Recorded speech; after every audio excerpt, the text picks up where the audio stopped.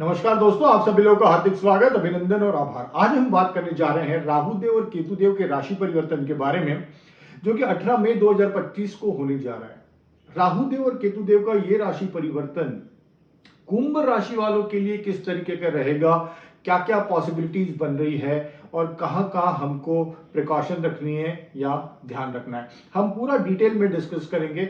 राहु केतु देव का जो राशि परिवर्तन हो रहा है उसके बारे में। कुंभ राशि की बात की जाए तो मैं अपने हर वीडियो में बता रहा हूं, चाहे वो फिर साल का 2025 का वीडियो हो, शनिदेव का राशि परिवर्तन हो, गुरुदेव का राशि परिवर्तन हो, मैं सब जगह बता रहा हूं कि कुंभ राशि उन भाग्यशाली राशियों में से एक होने जा रही है जिसके लिए कि हर चीजें फेवरेबल हो रही हैं। सबसे पहले तो जो ऑलरेडी फेवरेबल हो चुका है वो शनिदेव का राशि परिवर्तन हो चुका है 29 मार्च 2025 को। कुंभ राशि वालों की अभी तक 7.5 ही चल रही थी, अब 29 मार्च 2025 को शनिदेव द्वितीय भाव में चले गए हैं। कुंभ राशि वालों के लिए 7.5 का आखिरी फेज चल रहा है, आखिरी 2.5 साल चल रहे हैं, तो वो एक पॉजिटिव चेंज ऑलरेडी हो चुका है। 14 मई 2025 को गुरुदेव का राशि परिवर्तन हो गया है। गुरुदेव चतुर्थ भाव में थे, अब वो पंचम भाव में आ गए हैं। उनकी दृष्टियां आपके लिए नवम भाव पर है, एकादश भाव पर है और लग्न भाव पर है, तो वो ऑलरेडी वो भी आपके लिए गुरुदेव भी पॉजिटिव हो चुके हैं। तो शनिदेव पॉजिटिव हो गए हैं, गुरुदेव पॉजिटिव हो गए हैं, 7.5 का लास्ट फेज चल रहा है। सो एक बहुत अच्छी सिचुएशन बन रही है कुंभ राशि वालों के लिए। अब 18 मई 2025 को राहु देव भी राशि परिवर्तन करेंगे और केतु देव भी राशि परिवर्तन करेंगे। देखिए, वर्तमान में राहु देव आपके लिए द्वितीय भाव में गोचर कर रहे हैं और केतु देव अष्टम भाव में गोचर कर रहे हैं। आज जैसा कि आप जानते हैं कि राहु देव और केतु देव हर समय ये वक्री ग्रह हैं, तो ये हर समय वक्री चलते हैं। तो 18 मई 2025 को राहु देव आपके लग्न भाव में आएंगे, फर्स्ट हाउस में आएंगे, और केतु देव अष्टम भाव से सप्तम भाव में आएंगे। तो अब जो राहु देव और केतु देव का जो एक्सिस है, that is first and seven. First house में राहु देव, प्रथम भाव में राहु देव और सप्तम भाव में केतु देव। इस एक्सिस में राहु देव और केतु देव आ रहे हैं। अब ये किस तरीके के रिजल्ट्स देंगे? शनिदेव फेवरेबल है, गुरुदेव फेवरेबल है, that we already discuss. Rahu Dev और केतु देव के रिजल्ट्स की बात करें तो देखिए, राहु देव और केतु देव एक ऐसे ग्रह हैं कि ये बड़े अनप्रेडिक्टेबल प्लैनेट्स हैं। पहले तो ये बहुत क्लियर समझ लीजिए कि these are very unpredictable planets. कोई भी चेंज सडन ला सकते हैं। और दूसरी इंपॉर्टेंट चीज है कि ये जो एनर्जीज है, राहु देव और केतु देव की जो एनर्जीज हैं, these are very wild energies, very strong energies, wild energies और बहुत इंटेंस एनर्जीज है, बहुत इंटेंस एनर्जीज है राहु देव और केतु देव की। रिजल्ट्स किस डायरेक्शन में चले जाएं, ये बहुत डिफिकल्ट होता है in terms of Rahu Dev and Ketu Dev को प्रेडिक्ट करना। So it is all the more important कि हम ये समझें कि एनर्जी किस तरीके से फॉर्म हो रही है। देखिए, अब कुंभ राशि की बात करें तो राहु देव है प्रथम भाव में, तो इसके पॉजिटिव्स भी हैं और कुछ प्रिकॉशंस भी हमको रखनी पड़ेंगी। सो पॉजिटिव्स क्या है? पॉजिटिव्स ये है, जब राहु देव प्रथम भाव में है। अच्छा, एक चीज और बताना चाहूंगा कि आपके लिए राहु देव का रिजल्ट अच्छा, जनरली अच्छा रहेगा, अगर अनलेस एंड अनटिल कि हमारी कुंडली में राहु देव और केतु देव का जो प्लेसमेंट है वो डिग्निटी में ना हो। बट अदरवाइज ये जो ट्रांजिशन होने जा रहा है, ये जो परिवर्तन होने जा रहा है, this is going to be excellent transition which is going to happen for Kumbh rashi. Why? Because देखिए, जो राहु देव वो कुंभ राशि में आ रहे हैं, लग्न भाव में आ रहे हैं आपके लिए, और कुंभ राशि के जो कोरूलर हैं वो भी राहु देव हैं। तो अगर इसको मैं दूसरे लैंग्वेज में बोलूं तो राहु देव अपनी स्वतः की राशि में आ रहे हैं, स्व राशि में आ रहे हैं। सो it is very good, it is very good. Now जैसा कि मैं बोल रहा हूं कि इनके रिजल्ट बड़े अनप्रेडिक्टेबल है, तो हम इसको ठीक से समझ लेते हैं। इसको इसलिए ठीक से समझना है क्योंकि अगर हमको शनिदेव के भी अच्छे रिजल्ट्स लेना है, गुरुदेव की भी अच्छे रिजल्ट्स लेना है, तो हमको ये जो राहु देव और केतु देव वाली जो एनर्जी फॉर्म हो रही है, इसको ठीक से चैनलाइज करना पड़ेगा। This is very important and this is the only remedy I am telling you. If this is done, Kumbh Rashi is through. Kumbh Rashi is through. All set for big achievements, big goals, इच्छा पूर्ति, सब कुछ। तो अब Rahu Dev first house में आएंगे तो ये क्या करेंगे, ये खुद की, जैसे मैंने बताया, स्व राशि में है, तो ये एक तो आपको एक इंटेंस पैशन देंगे, एक इंटेंस आपको मोटिवेट करेंगे कोई चीज बड़ी हासिल करने के लिए। बड़ी हासिल कर, जीवन में कुछ बड़ा करना है, उसके लिए आपको ये एक मोटिवेशन देंगे, एक जुनून देंगे। फिर वो चाहे क्या बड़ा पाना है, चाहे फिर वो सेल्फ ग्रोथ हो, उसके लिए हो सकता है कि आप बहुत पैशनेट हो जाओ, फेम के लिए पैशनेट हो जाओ, पावर, प्रेस्टीज, अथॉरिटी, ये सब पाना है, ये feeling Rahu Dev first house में देंगे और उसके लिए आप you will work in that direction also, and that too very passionately you will do that. But hook और क्रूक दिमाग में ये है, राहु देव सर पर है फर्स्ट हाउस में, तो दिमाग में ये है कि किसी भी कीमत पे इन सब चीजों को पाना है, चाहे वो फेम हो, पावर हो, प्रेस्टीज हो, अथॉरिटी हो, बड़ा कोई गोल अचीव करना हो, कोई बड़ी पैसा का बहुत बड़ा पैसा कमाना हो, और क्विक। अब दूसरा इंपॉर्टेंट चीज यहाँ पर क्या है कि राहु देव जो फर्स्ट हाउस में है, तो ये सब चीजें तो करने की पैशन तो इंटेंसिटी देंगे, पैशनेट बनाएंगे। बट प्रॉब्लम यहाँ राहु देव के साथ क्या हो जाता है कि वो ये सब चीजें जो चाहते हैं वो बहुत जल्दी चाहते हैं। कुछ बड़ा करना है, ये तो अच्छी बात है कि एनर्जी क्रिएट हो रही है, डिजायर की एनर्जी क्रिएट हो रही है। See this is giving you a desire, intense desire to do something very big in terms of your goals, money, status, everything, बड़ा करना है। बट इशू कहां आ रहा है? इशू ये आ रहा है कि बहुत जल्दी करना है। यहां पे ये फीलिंग हो सकती है कि मेरे को जो कुछ अचीव करना है जल्दी करना है। Rahu Dev in first house give you will become a courageous. आप में एक रिस्क टेकिंग कैपेसिटी आएगी, आप बोल्ड डिसीजंस लोगे, you will take bold decisions, you will take risk, you will become courageous, आप पुरुषार्थी बनोगे, and you will have a strong will power to do that. You will हो सकता है कि आप नए कल्चर्स ट्राई करो, न्यू फिलोसॉफीज, नई कोई चीज ट्राई करो, out of the box think करो, अनकन्वेंशनल थिंकिंग हो आपकी। और but at the end of the day intention ये रहेगा कि कुछ बड़ा करना है।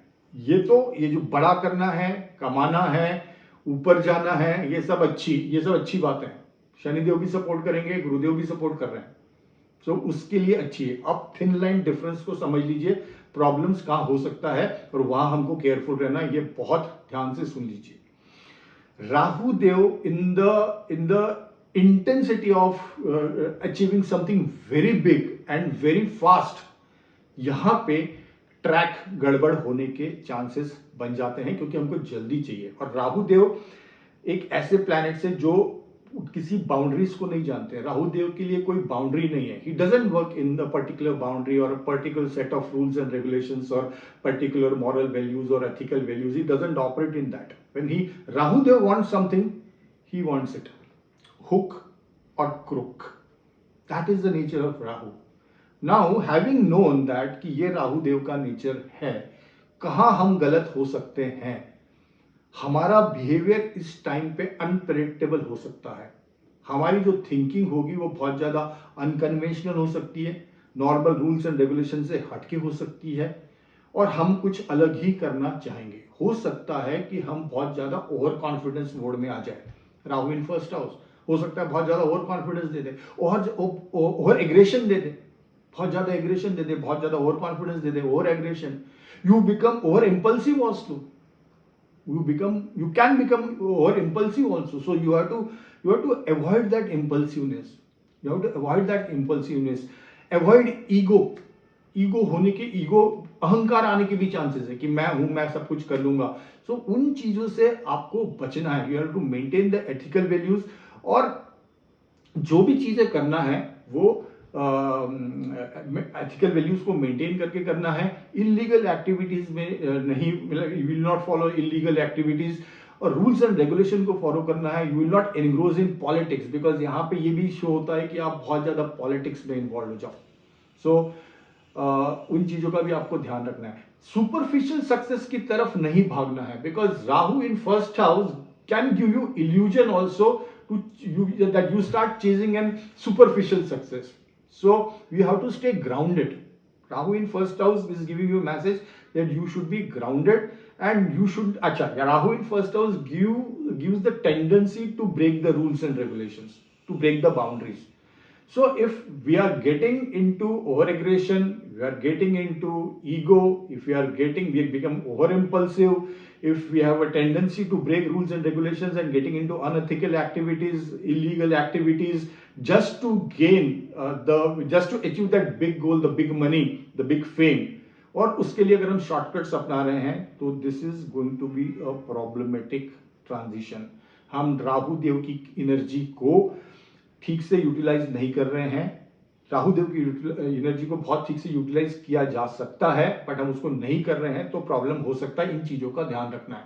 So this is Rahu Dev in first house. Strong in best part क्या है? एक एनर्जी बन रही है. बेस्ट पार्ट क्या है? एनर्जी बन रही है. गलत डायरेक्शन में एनर्जी को चैनलाइज किया तो वो प्रॉब्लमेटिक होगी. But the best part is energy बन रही है. Then now it is up to us to how to channelise this energy in a constructive manner, in a creative manner, with complete mindfulness, with complete consciousness. You need to channelize this energy. Once if you are done with channelizing this energy, ये राहु देव की जो energy बन रही है, believe me, you can achieve any damn thing. Believe me, you can achieve any damn thing. You are all set. 7.5 का major phase निकल चुका है. गुरुदेव पंचम भाव में आ गए हैं. दृष्टि नवम भाव पे, भाग्य स्थान पे है, एकादश भाव पे है, लाभ स्थान पे है, फर्स्ट हाउस पे है. तो एक पॉजिटिव ट्रांसफॉर्मेशन भी आ रहा है गुरुदेव के ट्रांजिट के कारण. और राहु देव फर्स्ट हाउस में, राहु देव इज द बिगेस्ट प्लानर. बहुत अच्छी प्लानिंग करते हैं, बहुत अच्छी स्ट्रैटेजी बनाते हैं.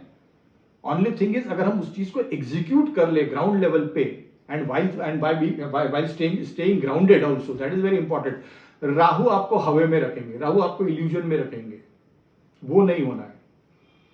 और उसके लिए एक जुनून रखना इज गुड, बट वो पागलपन तक की हद तक जुनून, और उसके लिए पाने के लिए कोई भी रास्ता अपना लो, कुछ भी कर लेंगे, वहां फिर प्रॉब्लम हो सकता है. तो this is in detail Rahu. I am stressing more on this Rahu transit because one wrong step and the direction will change. So I am repeatedly saying. So this is about Rahu Dev. Now come to Ketu Dev. Rahu Dev first house में है, तो Ketu Dev 7th house में है. Ketu Dev 7th house में, मतलब मेरा 7th house is my marriage house, my partnership house. Marriage is also a partner. If you are into business, business partnership is also a partnership. 7th house says it's a legal agreement. Ketu in 7th house can create a problems in marriage. किस तरीके के problems? अच्छा, केतु जब 7th house में है तो कौन सी राशि में है ये भी देख लेते हैं. केतु देव सिंह राशि में है, सूर्य देव की राशि में है. Lot of heat is there, lot of heat, aggression, ego is there in that house of Leo sign. 7th भाव में सिंह राशि आ रही है, लियो साइन आ रहा है, सूर्य देव की राशि है, तो आग है वहां पे, अथॉरिटी है, पावर है, डोमिनेशन है, रिजिडनेस है. और केतु देव वहां पे, केतु देव इज अ सेपरेटिव प्लैनेट. सो ध्यान क्या रखना है कि मैरिड रिलेशनशिप्स में या बिजनेस पार्टनरशिप्स में रिजिड एटीट्यूड नहीं रखना है, स्टबॉर्न एटीट्यूड नहीं रखना है. Chances of getting ego clashes is very high. Heated arguments, ego clashes, dominating nature, dryness in the relationship, isolation in the relationship. So this you have to avoid. वो emotional connect रखना है. See, try to understand. 7th house is a delicate house. It's a marriage house.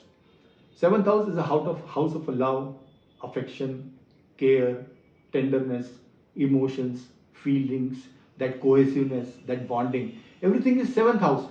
But Ketu Dev जैसा अगर planet 7th house में आके वो dryness create कर दे, और वो प्यार की जगह पे रिजिडनेस आ जाए, या स्टबर्ननेस आ जाए, डोमिनेशन आ जाए, ईगो क्लैशेस आ जाए, तो obviously we are going to spoil the 7th house. 7th house will get completely spoiled because of this particular nature. So in सब चीजों को अवॉइड करना है. You'll have to maintain that intimacy, you'll have to maintain that care, whether it is business partnership or whether it is marriage. अगर ये हमने कर लिया तो we are all set. Rahu देव की एनर्जी को प्रॉपरली चैनलाइज कर लिया, केतु देव की एनर्जी को प्रॉपरली चैनलाइज कर लिया, शनि देव, गुरुदेव ऑलरेडी फेवरेबल है आपके लिए. So if we are through with all this things, तो कुंभ राशि वालों के लिए आने वाला समय अच्छा है. अच्छी प्लैनेटरी पोजीशंस बन रही है. I am repeatedly saying in my all videos about Kumbh rashi. Kumbh rashi is one of the luckiest rashi in for times to come. Because 7.5 का last phase, Gurudev favourable, Rahu Dev first house में, केतु देव सप्तम भाव में, तो इस एनर्जी को अगर ठीक से क्रिएट कर लिया तो एक बहुत शुभ परिवर्तन होने जा रहा है और कुंभ राशि वालों के लिए बहुत अच्छे रिजल्ट्स मिलने जा रहे हैं।